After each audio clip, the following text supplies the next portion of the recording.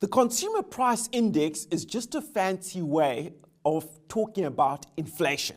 Inflation and the Consumer Price Index are effectively exactly the same thing.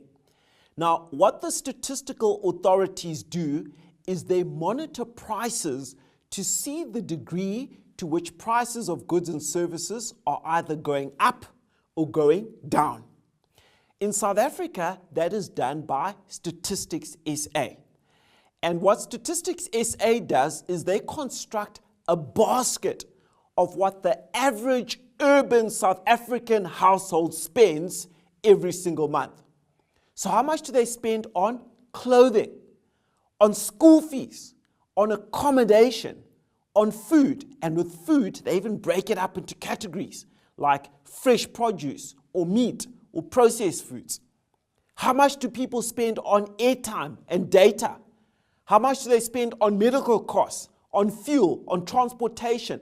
They construct this basket of what the average urban South African household purchases on a monthly basis.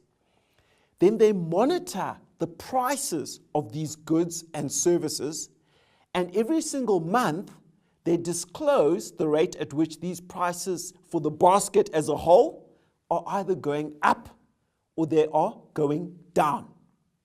And that is what they call the Consumer Price Index, or the CPI. Now, just remember, the official statistics are an average and not your specific inflation rate. Everyone has got a different inflation rate. It's an average. And in Africa, poorer people tend to be more vulnerable to inflation. A lot more of their wages tend to go towards food and transport.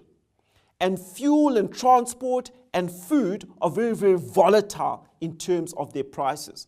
So poorer people on the African continent tend to have a higher inflation rate, and wealthier folks tend to have a far lower inflation rate and a far less volatile inflation rate. Hold on to this. We're going to come back to it when we do inflation targeting and monetary policy. But fundamentally, that is all the CPI, the Consumer Price Index, or inflation is.